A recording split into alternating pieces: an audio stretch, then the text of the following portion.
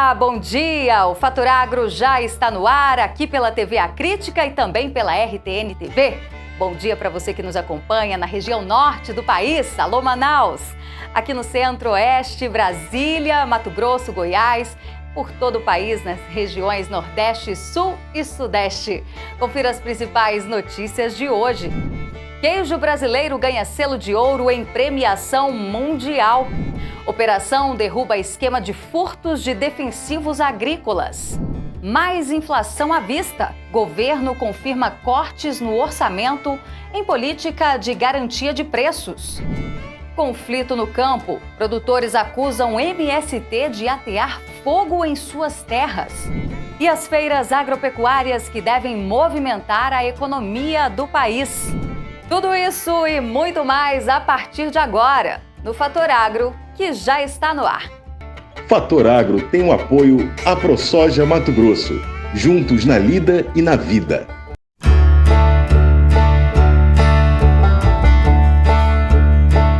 E a gente já abre esta edição falando sobre a produção de batatas, que está entre as 3 primeiras culturas alimentares mais importantes do planeta.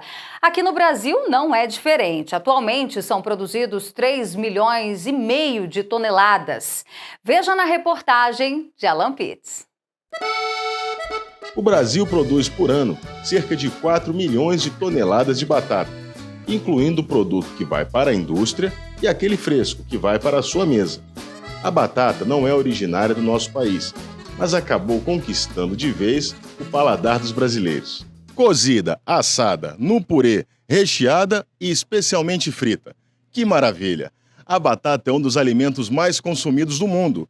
Originária do Peru e da Bolívia, a batata foi levada para a Europa no século XVI e chegou a ser mal vista, mas depois caiu no gosto popular e se espalhou pelo mundo. Quem vê a batatinha frita assim pronta, quentinha, não faz ideia da trajetória do produto, das mãos dos agricultores, passando pelas fábricas e supermercados.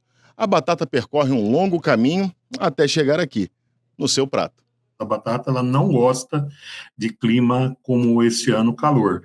Outra coisa seria a parte fitossanitária. Então, a batata, ela quando produzida de forma muito sucessiva nas mesmas áreas, né, ela tem problemas de doenças.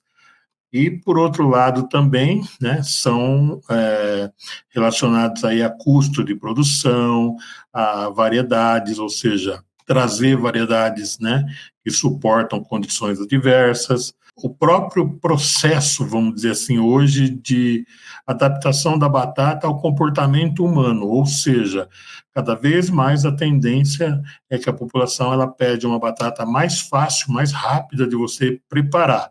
Em muitos países nós estamos vendo a indústria de processamento crescendo e o consumo in natura diminuindo. Atualmente, né, no Brasil, nós temos programas de melhoramento através de instituições como a Embrapa, o IAC, Instituto Agronômico de Campinas, a própria Exalc e algumas iniciativas privadas que estão buscando desenvolver variedades que sejam adaptadas às nossas condições climáticas, porque a maioria, ou praticamente todas as variedades atuais, né, elas foram desenvolvidas principalmente na Europa, né, e onde nós temos um clima mais ameno. Existem batatas destinadas ao mercado fresco, como as variedades Ágata e Orquestra, que representam mais de 90% da produção anual, cerca de 2 milhões de toneladas.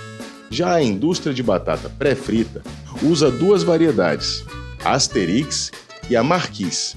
O consumo médio de batata por pessoa deve passar de 3,5 kg por ano, registrado em 2022, para 5,2 kg por ano em 2026. O consumo de batata pré-frita congelada também está aumentando num ritmo acelerado no Brasil, de 10% ao ano. Não é difícil entender o porquê esse consumo está crescendo. A batata frita se tornou uma paixão nacional, seja no lanche da garotada ou no prato principal no almoço da família. É quase impossível dispensar aquela batatinha. E a Bem Brasil tem se destacado no mercado. A fábrica produz mais de 250 mil toneladas de batata frita por ano, ocupando a liderança do varejo nacional. Isabela Navarro, gerente de sustentabilidade da Bem Brasil, revela os desafios do campo à mesa. Toda essa produção, existe uma cadeia toda por trás, né? Os nossos parceiros, produtores e a indústria, e é um ciclo onde nós pensamos e projetamos isso 2, quase 3 anos antes, né? Porque a gente tem que ter a seleção ideal da semente de batata, o preparo desses tubérculos, e só a terceira geração que vai chegar na indústria para realmente ser processada, né? Então, depois que essa terceira geração chega no plantio e nós temos a colheita, aí sim que isso vai chegar na nossa indústria para que a gente faça um processo onde nós vamos conseguir chegar num produto mais prático, com maior tempo de crocância e com o mesmo sabor de uma batata fresca. Então, é um processo onde nós retiramos, a gente tem o início ali da seleção da matéria-prima que chega para nós, a lavagem dessa matéria-prima, retiramos a casca para os produtos que são sem casca, porque a gente tem também produtos com casca. Após a retirada de casca, nós passamos por processos onde a gente tira um pouco a umidade, então tira um pouco de água para que ela fique pronta mais rápido, seja em qualquer preparo que o consumidor escolha fazer em casa, seja fritura, seja forno, ou seja uma air fryer, porque ele pode escolher, ela pode ser feita nos diversos modos de preparo. Fazemos uma pré-fritura também, para dar uma casquinha mais crocante e permitir que o consumidor faça isso com maior praticidade e menos tempo em casa, e congelamos, né, os produtos. E isso, após a retirada da pele, nós vamos cortar em diferentes formatos, que a gente tem diferentes tipos de corte desse produto, para ter diferentes produtos finais para o consumidor.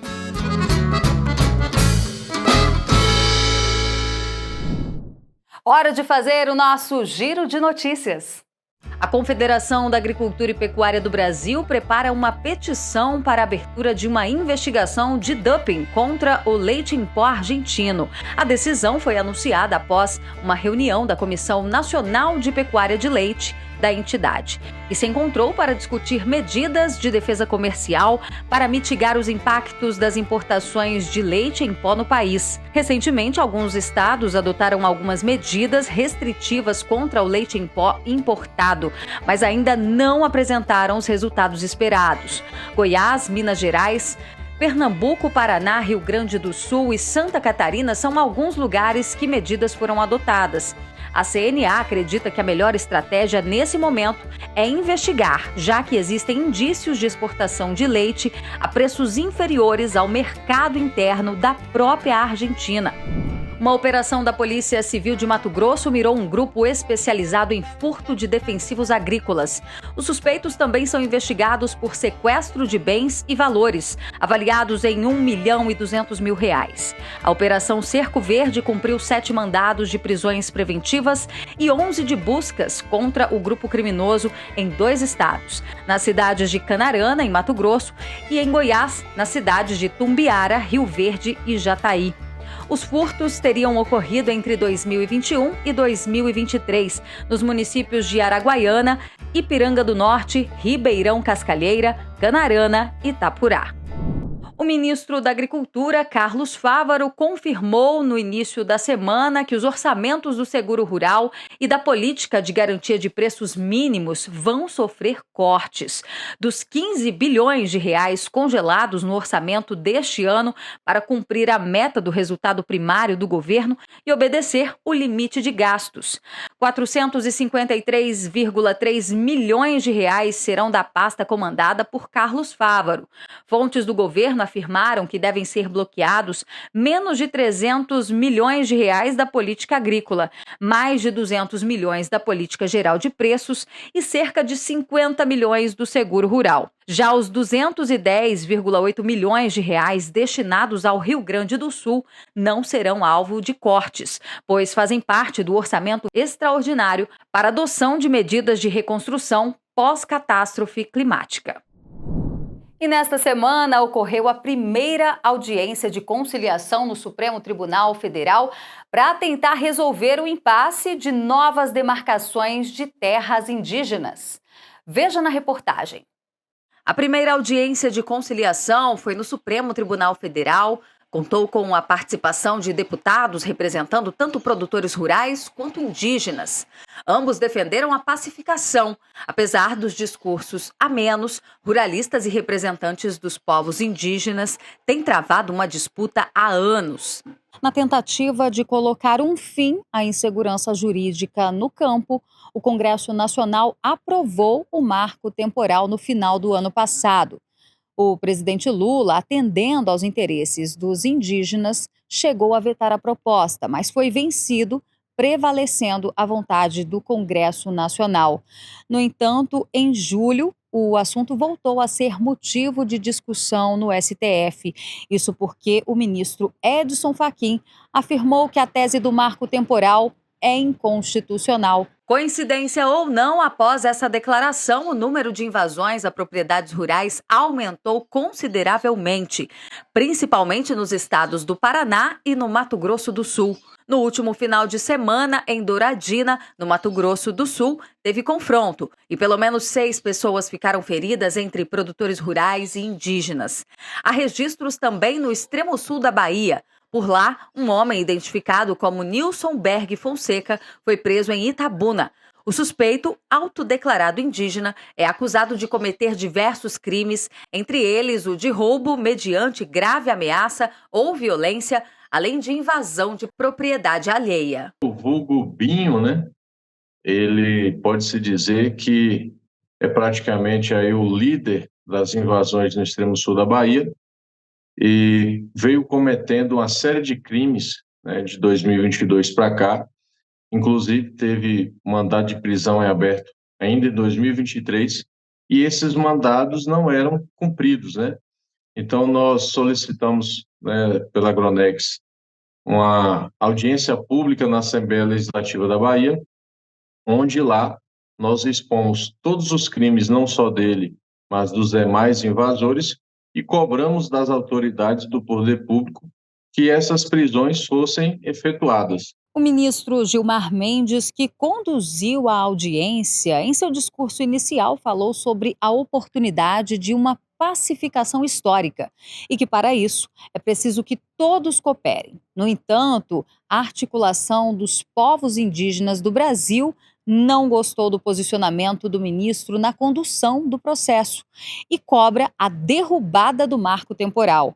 A entidade também não garantiu se vai continuar participando do grupo de trabalho para a conciliação. O que vemos agora é uma profunda guerra instalada no Mato Grosso do Sul, porque o que vem ocorrendo no Mato Grosso do Sul é um recado para instalar em todos os territórios indígenas no Brasil, e nós não permitiremos. Poderemos até dormir pouco, poderemos até acordar cedo, mas enquanto o povo Guarani Kaiowá estiver sendo assassinado, nós também permanecemos em vigília. Não tenho medo de bala, porque assim como diz Babau, a nossa espiritualidade é a prova de bala. Mas nesse momento, nós entendemos a importância do STF dar uma resposta diretamente, suspender essa liminar que está sendo colocada para revisar o marco temporal, porque sabemos que isso é dar esperança para a bancada ruralista. A reintegração de posse é a dor mais dolorida que eu já vivenciei numa comunidade, onde se arrasta criança, onde não respeita anciãos.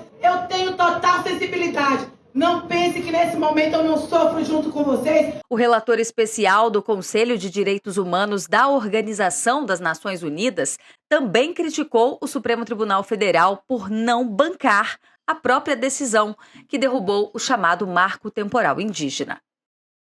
E a lei do marco temporal estabelece que indígenas só podem reivindicar a demarcação de novas terras caso seja comprovado que já as habitavam em 1988, quando foi proclamada a Constituição Federal. No entanto, o STF abriu margem para rever novamente essa tese, e sobre esse assunto a gente conversa agora com o especialista em direito constitucional, o doutor Ariel, que já está aqui com a gente. Bom dia, doutor Ariel. Berenice, o STF ele vem utilizando esse mecanismo de tentativa de solução de conflitos, né, trazendo as partes para tentar chegar em algum consenso. Isso é bem novo, não é algo que é usual no STF, isso começou basicamente ano passado e agora vem se repetindo em casos complexos, onde você tem posições muito diferentes, muito diversas e uma complexidade de caso muito grande, em que não dá para você decidir na base do tudo ou nada, que você precisa ter uma composição de entender as diversas realidades. Então, neste momento, o que o STF está tentando fazer é botar todo mundo na mesa e tentar chegar em algum mínimo denominador comum. Inclusive porque essas áreas, em algumas regiões, elas são limítrofes elas têm divisas com a parte com outros países. Então, por exemplo, você tem, no caso do Mato Grosso do Sul, divisa com o Paraguai, você tem no caso do Mato Grosso com a Bolívia, mais ao norte com a própria Venezuela. Então, são casos que têm uma dificuldade, às vezes até da própria comunidade jurídica, que fica transitando entre os dois países de entender. A gente tem esse tipo de situação, mas também a gente precisa se precaver de que estrangeiros tentem se passar por indígenas e tentem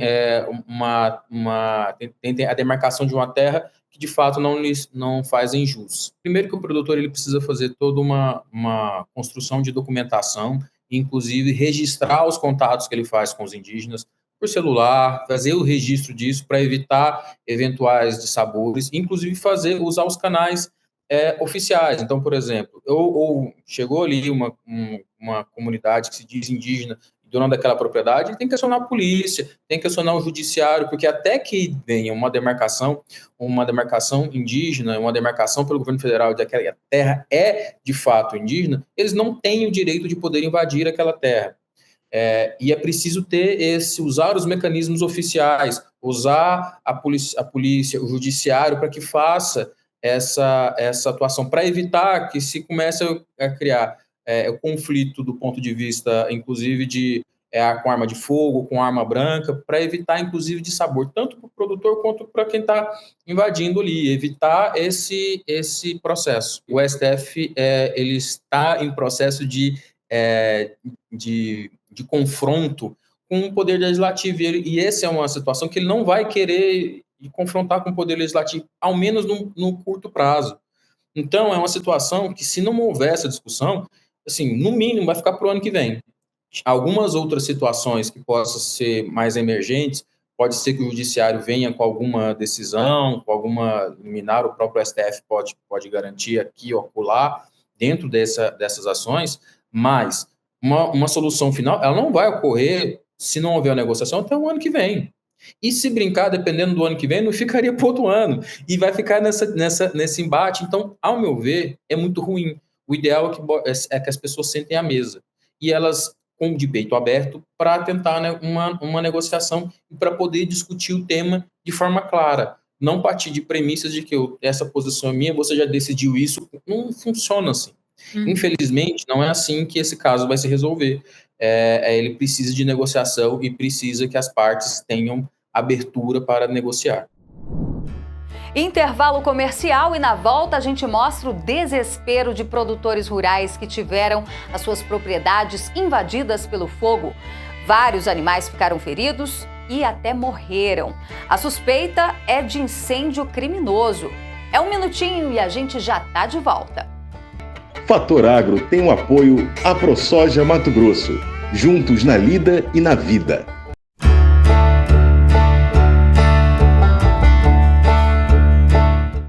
Fator Agro tem o apoio AproSoja Mato Grosso, juntos na lida e na vida.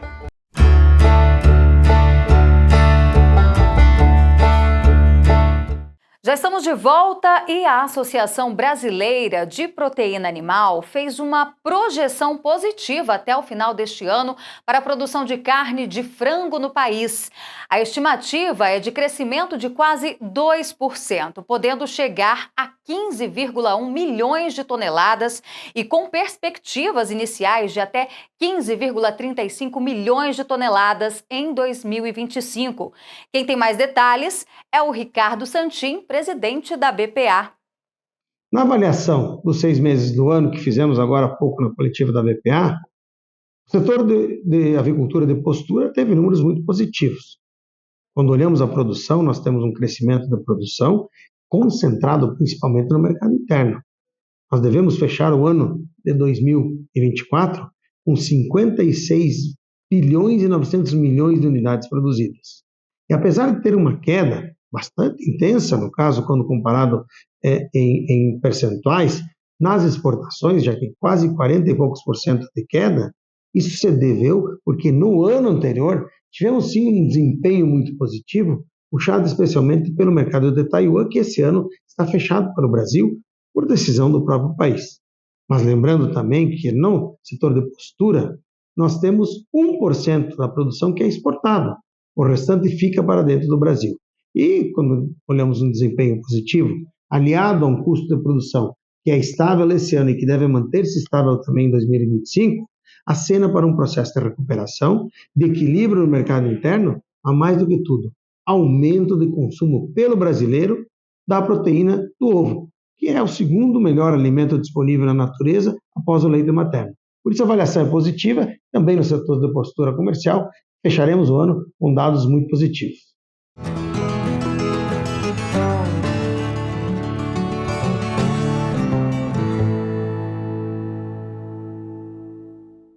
E em Mato Grosso, pequenos produtores rurais que estão há mais de 30 anos na região estão sendo desapropriados pelo INCRA.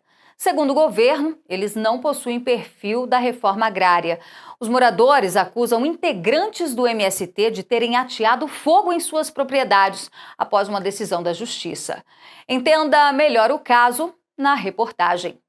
Vários focos de incêndio foram identificados às margens da rodovia MT-242, que dá acesso a Itaiangá. Não demorou muito para o fogo chegar nas sedes de vários sítios próximo à cidade.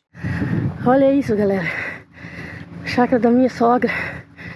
Tudo tomado pelo fogo. Tudo. O fogo se alastrou rapidamente pelas palhadas de milho, das lavouras e das pastagens onde inclusive haviam animais. Esses fogo criminoso aí, porque isso aí é fogo criminoso sem dúvida. Coitado do animal. Na região que foi alvo dos incêndios fica um assentamento há mais de 30 anos. O clima de instabilidade se deu após um comunicado do INCRA que, por meio de uma decisão judicial, informou a reintegração de 6 lotes do assentamento, porque, segundo o entendimento do governo Lula, as pessoas que estão ali não têm o perfil da reforma agrária. E já foram documentados, sendo que eu estou aqui há 20 anos aqui, morando aqui, ó, trabalhando aqui nesse sítio. Sofri bastante aqui. Está na hora de tomarem meu sítio. Por quê? É uma injustiça. Por que estão fazendo isso? Nós precisamos disso aqui. Nós trabalhar. E eu trabalhei muito aqui, catando raiz aqui, no sol quente. Eu, minha esposa aqui e a minha filha.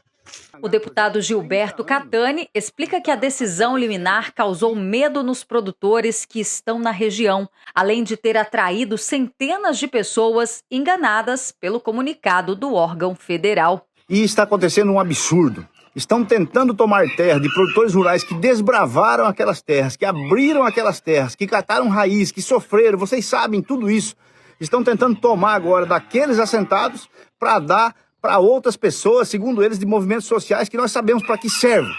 Tá? A grande verdade é essa, o INCRA descaradamente tomou lotes no passado no Itaiangá, transformou o Itaiangá numa batalha, né? num campo de guerra, colocando ali movimentos como o FNL, por exemplo, que o seu líder maior já foi preso com 400 quilos de droga.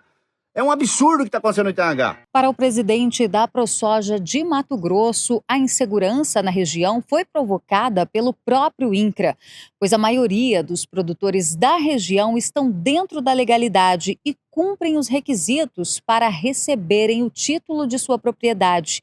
No entanto, a morosidade e a ineficiência do INCRA impediu a titulação em 30 anos de assentamento.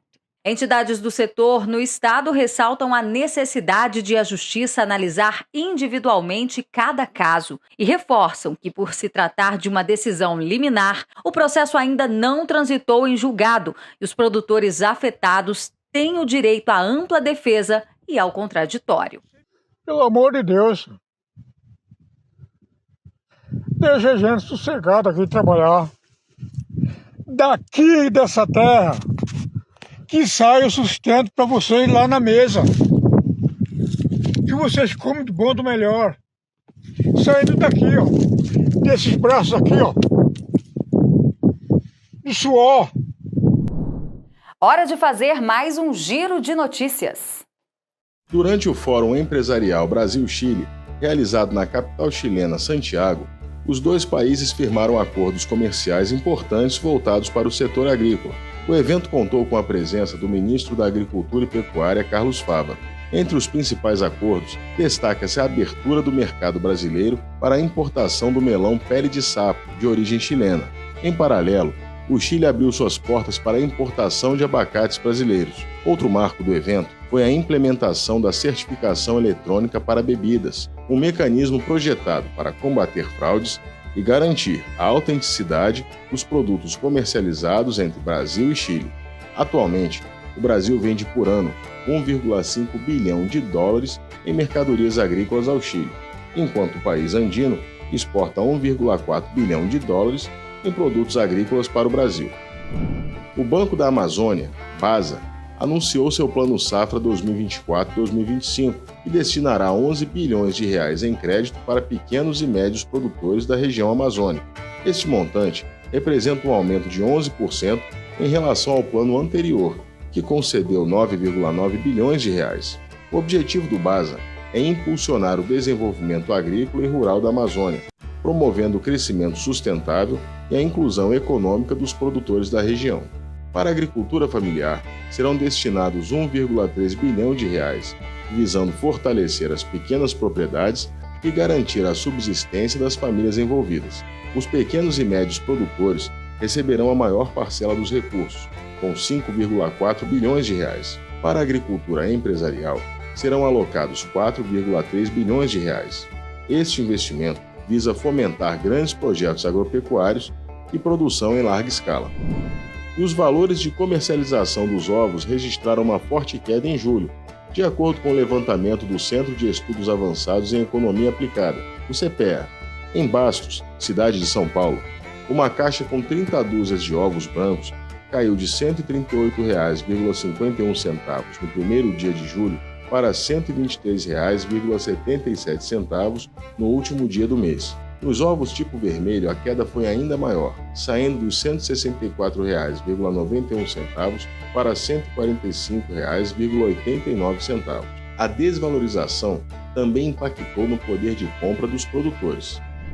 A Embrapa Cerrados anunciou que está enviando grãos de soja para a Coreia do Sul, com o objetivo de explorar o potencial da oleaginosa brasileira na fabricação de produtos alimentícios.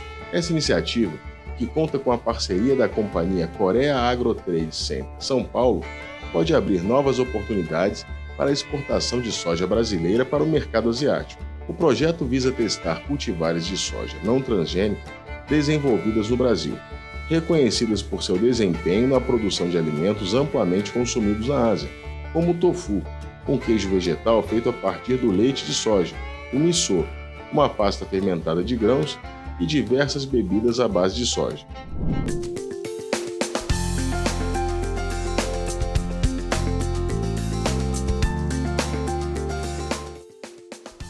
Uma intensa onda de ar frio está em ação sobre o Brasil, com uma massa de ar frio se deslocando pelo continente. As temperaturas já estão caindo drasticamente nos estados do Rio Grande do Sul, Santa Catarina e Paraná.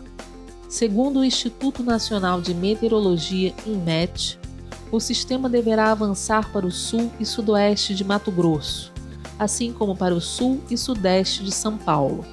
Essa será a primeira massa de ar frio de 2024, com capacidade para alcançar todas as regiões centro-oeste e sudeste do país, levando à formação gradativa de geadas, especialmente no sul e em áreas pontuais.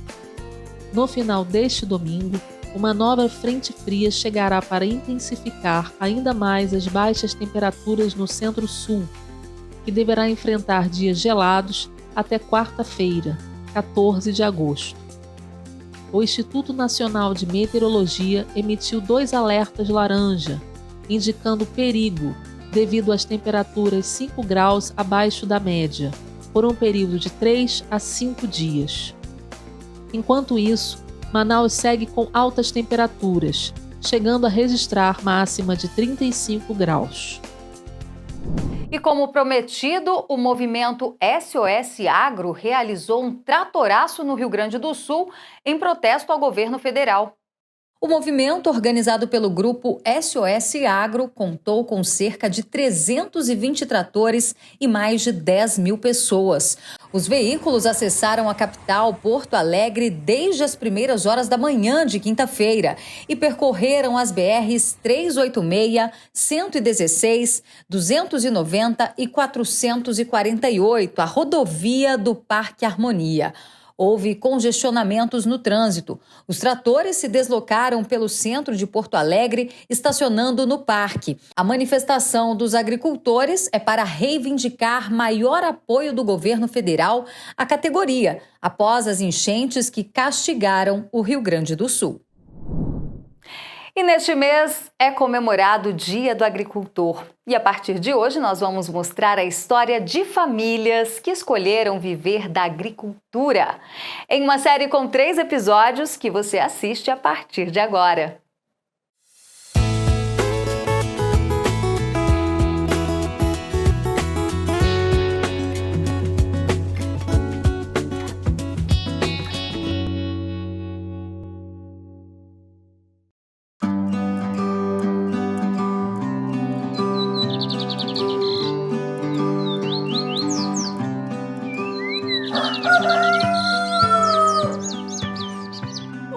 Começa bem cedo por aqui.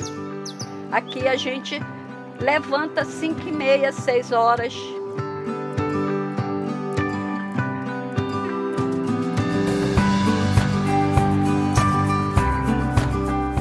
Toma um belo de um café da manhã, com tapioca, com leite, com frutas daqui mesmo.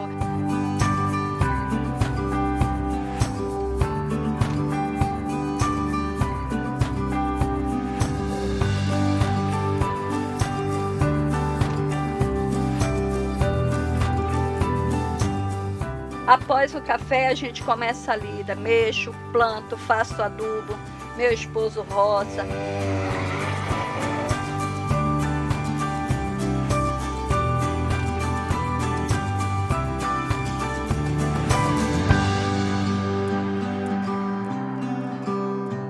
Eu sou filha de interior, eu sou filha de caboclo. Nasci e me criei no interior. Fui para a cidade, estudei, fiz formação, trabalhei na área como contadora. A pandemia ela mexeu com muita gente e eu fui uma das pessoas que fui mexida com a pandemia. Aí vim para o interior. Eu sou morador de Iranduba, nasci aqui, me criei em Manaus, mas voltei para as raízes, né? Estou vivendo no campo da agricultura hoje há 6 anos agora. Nós começamos, na realidade, com 120 pés de pitaia só. Aí fomos aumentando. Hoje nós estamos com 1000 pés de pitaias. A minha plantação de pitaia, no caso é toda orgânica. O esterco de gado ele fica guardado para poder ter uma ponte de degradação melhor, e o de galinha também. Nenhum vai direto para o pé. A limpeza é normal, tem que manter limpa para o mato não comer junto com a pitaia. E a nossa produção, na realidade, é assim. Nós temos 2 safras boas, de dezembro a janeiro, e temos também de junho e julho. São safras que nós tiramos aqui 1,5 tonelada a cada safra. No caso, em dezembro a gente tira 1,5 tonelada, e em junho e julho a gente tira mais 1,5 tonelada de pitaia. Para agregar mais a nossa renda, eu resolvi buscar algo a fazer. E comecei a trabalhar com plantas. Aqui eu trabalho com plantas medicinais, eu tenho arruda, eu tenho malvarisco, eu tenho capim-santo, estévia, muitas plantas medicinais. Também temos plantas ornamentais, vendemos adubo, vendemos frutíferas. Com as plantas, já foi um pouco diferente, principalmente as ornamentais, porque eu tive que ir um pouco para a internet para pesquisar a planta que gosta de sol, a planta que não gosta de sol, a planta que vive com um adubo bem drenado, a planta que gosta de ficar no encharcado.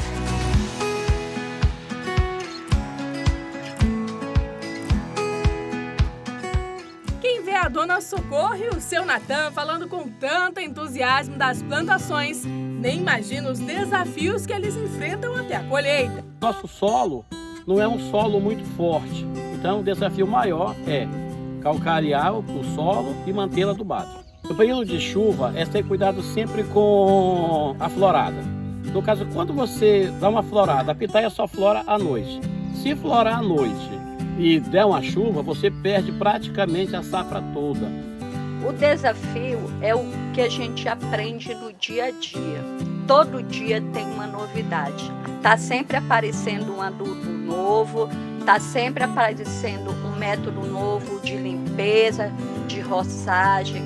Mas mesmo diante de tantos obstáculos, eles não trocam a agricultura por nada.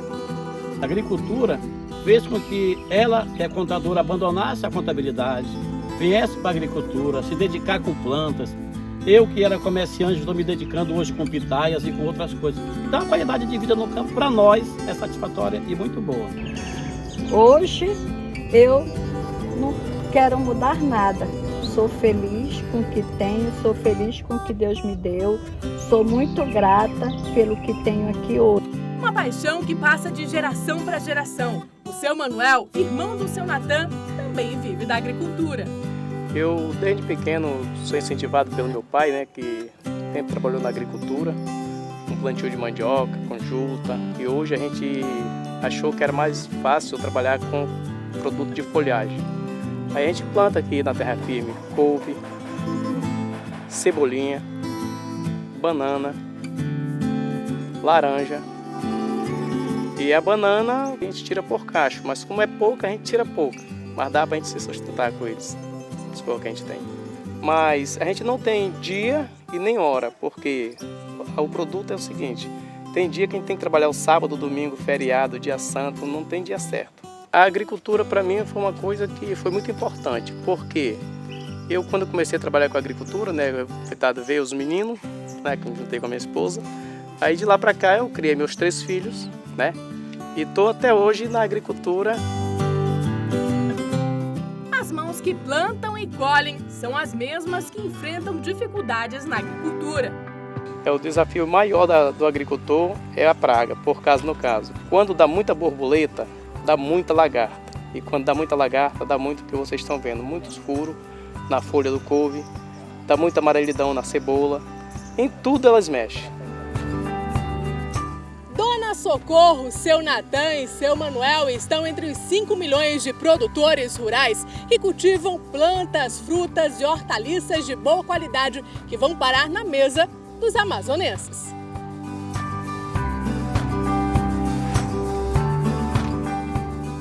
Uma vida simples, mas rica de tranquilidade, ar puro e qualidade de vida, que eles retribuem em forma de sorriso.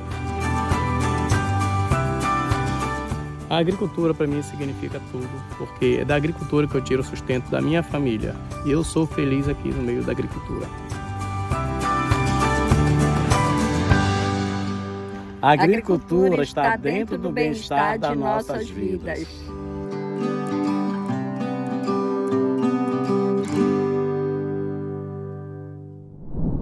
Intervalo comercial e na volta vamos conhecer um dos queijos mais saborosos do mundo. E é brasileiro, viu? Não saia daí, o Fator Agro volta já. Fator Agro tem o apoio à ProSoja Mato Grosso, juntos na lida e na vida.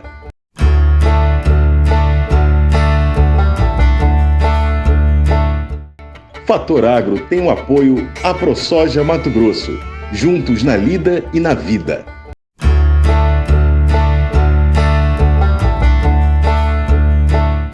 Já estamos de volta e olha, os brasileiros têm se destacado cada vez mais pela criatividade na produção de queijos. O Morro Azul, produzido em Santa Catarina, ganhou o selo de ouro no 3º Mundial de Queijos. Todos os detalhes na reportagem de Alan Pitts.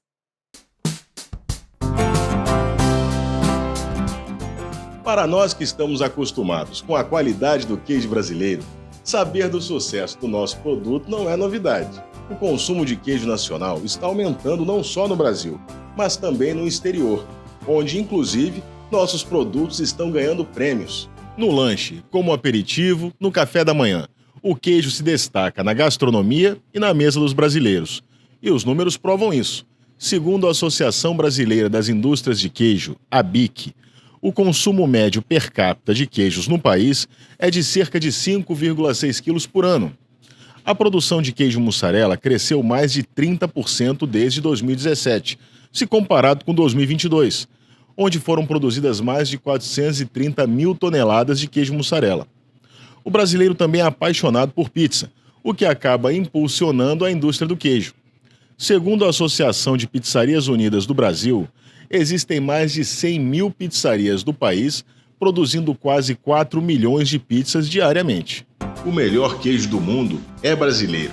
O Morro Azul, fabricado em Santa Catarina, foi eleito campeão no 3º concurso mundial de queijos. Fabricado pela Pomerode Laticínios, o queijo Morro Azul foi escolhido entre quase 2.000 concorrentes. E não é difícil entender o porquê. Os irmãos e queijeiros Juliano e Bruno Mendes apostaram em um produto autoral, de maturação relativamente curta, cheiro forte e extremamente cremoso. Juliano Mendes revela mais detalhes dessa receita de sucesso que conquistou o mundo inteiro. O que torna mais especial essa conquista é o fato dele ser um queijo autoral, que é algo que está crescendo muito no Brasil, ganhando força, ganhando interesse do consumidor, né? Porque são queijos criados, desenvolvidos, né, aqui no nosso país. A gente não precisa voltar muito tempo para lembrar que o consumidor no Brasil, em geral, tendia a valorizar muito mais tudo que era importado, né? Então, era só dizer, é importado, pronto. Rótulo de é melhor. E isso a gente vê que vem mudando ao longo dos anos, principalmente nos últimos poucos anos. E a gente começa a ver o consumidor brasileiro mais interessado, mais respeitando mais, dando mais valor para produtos feitos aqui, criados aqui. Então o Morro Azul faz parte dessa história. O mundo está reconhecendo sim a qualidade do queijo brasileiro, que não deve nada aos queijos importados.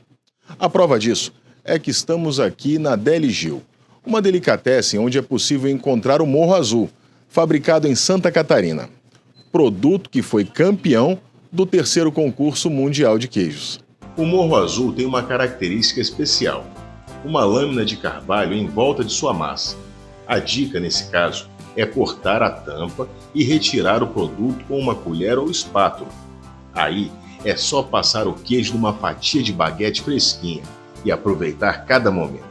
Além do pessoal começar a valorizar depois da pandemia os queijos brasileiros, a qualidade extraordinária que eles conseguiram chegar para esse queijo, você ter na mesa uma comparação quase que um queijo importado com leites muito bons, o Pomerode tem um ótimo custo. Então, acaba que você consegue juntar o melhor custo com um produto brasileiro e ainda agora premiado. Primeiro, a compra acontece por indicação. A pessoa vai na casa de alguém, experimenta, fica apaixonado e já vem aqui com a foto do queijo para comprar aqui conosco. Aqui a Deli Gil é uma delicatessen que, a partir de 89, ela tem mais ou menos um formato parecido com o que é hoje.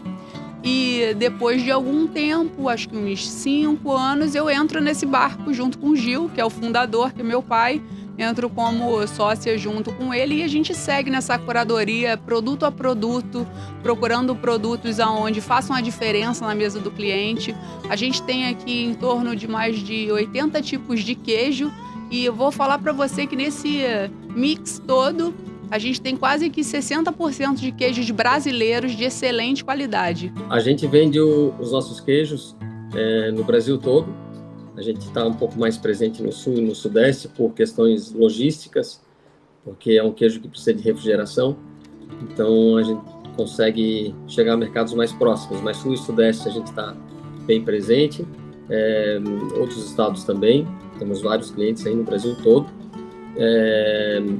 O preço de venda, mais ou menos, aí ele gira em torno de entre 30 e 40 reais, né? Porque também depende da questão da logística, do frete. Quando é um pouquinho mais longe, o frete acaba custando mais caro e encarece um pouco o produto.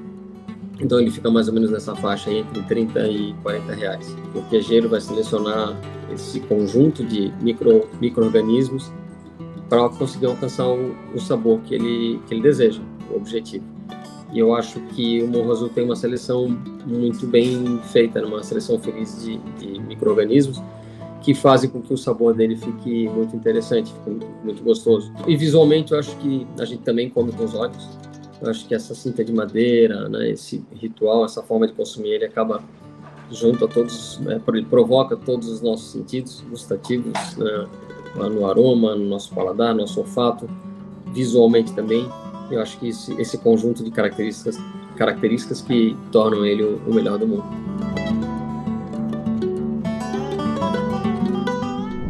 Hora de atualizar sobre como anda o progresso da colheita de milho segunda safra. O Ronald Macuco, da Pátria Agronegócios, conta tudo pra gente. Milho segunda safra, colheita na reta final. Estado como é o caso do Mato Grosso já terminou a colheita. E há sim uma oferta nesse momento um pouco maior à disposição no mercado. Preço ainda muito ruim. Quando eu olho o Brasil, chegou a aproximadamente 90% da sua área colhida. Quando eu olho para estados como Mato Grosso, terminou. Mato Piba, reta final, mas foi uma área bem menor. Produção caiu muito no MS no Paraná, devido ao clima seco e a janela de plantio não foi tão ideal. Quando eu olho o cenário internacional, o mercado do milho internacional continua um movimento de queda. A gente vê o Chicago flertando abaixo dos $4 por bushel para o milho. O milho internacional, o milho ucraniano, o milho argentino e o milho dos Estados Unidos, nesse momento é um milho mais competitivo do que o milho brasileiro. O milho no porto, as trade, consegue pagar milho a R$61, R$62 no melhor momento do dia. Quando eu internalizo esse milho para o Mato Grosso, para o Goiás, no Mato Grosso é um milho de R$40, no Goiás 45, 46, MS 47. Então sim, mesmo com a colheita na reta final, a gente parece que o fundo do poço está muito próximo, mas está com dificuldade de sair rápido desse fundo do poço. O mês de agosto se adentrou, setembro, a gente acredita numa melhora no final de setembro para outubro. Então quem tem compromisso 30 do 8, 30 do 9 e quer continuar participando de uma alta, talvez usar alguma proteção em bolsa é essencial. Quando eu olho já para frente, pensando no milho verão, acredito numa área menor? Não acredito. Acredito que a área de milho verão possa estabilizar, mas a produção talvez venha uma produção um pouco melhor do que foi os últimos 2 anos. Então estimamos aproximadamente próximo a 29 a 30 milhões de toneladas no milho verão. Quem é que planta milho verão? São o caso do Rio Grande do Sul, Paraná, MS bem pontual, mas Minas e Rio Grande do Sul se torna o principal representante, sendo Minas passando o Rio Grande do Sul nos últimos anos. Quando eu falo de milho verão, eu já estou olhando para um milho que vai ser plantado no meados de outubro para novembro, sendo colhido ali no meados de março para abril. Quando eu olho para um cenário de curto prazo, preços melhores devem ser praticados até a reta final do ano. Bastante atenção para você que precisa comercializar esse grão. Hora de conferir o que acontece no Brasil na nossa agenda de eventos. Na Agenda Agro dessa semana, destaque para a FenaSucro e Agrocana, de 13 a 16 de agosto em São Paulo. O evento, uma das maiores feiras do mundo exclusivamente voltada para a cadeia de energia, apresenta as principais inovações, tendências e tecnologias do setor sucroenergético. Já nos dias 14 e 15 de agosto, será realizada a Interleite Brasil 2024 em Goiás. A feira é voltada para a profissionalização do setor leiteiro, destacando as ferramentas para aprimorar a gestão e simplificar o manejo diário. A 13ª Feira Agroponte acontece de 14 a 18 de agosto em Santa Catarina. O evento reúne os setores do agronegócio, agricultura familiar, indústria e tecnologia. E a feira contará com um convidado especial, o touro mais pesado do Brasil, da raça Brahman. Com 6 anos, o animal pesa incríveis 1.362 quilos. A terceira edição da Agrovem acontece de 10 a 17 de agosto em Goiás. Serão 6 dias de evento com oportunidade de negócios e grandes shows, além do tradicional churrasco Fogo de Chão. E a Festa do Peão de Barretos, considerada a maior do segmento na América Latina, será realizada de 15 a 25 de agosto em São Paulo. O evento acontece em um complexo de 2 milhões de metros quadrados, batizado de Parque do Peão. É lá que será realizada a final do Professional Bull Riders, reunindo os melhores montadores de touros do mundo inteiro. Ponto final na edição de hoje, mas na semana que vem estamos de volta. E para rever essas e outras notícias inéditas, se inscreva no nosso canal no YouTube, Programa Fatoragro. E siga também o nosso perfil no Instagram para não perder nenhuma novidade. Semana que vem estamos de volta, trazendo as principais notícias que o produtor rural precisa saber. Uma ótima semana para você!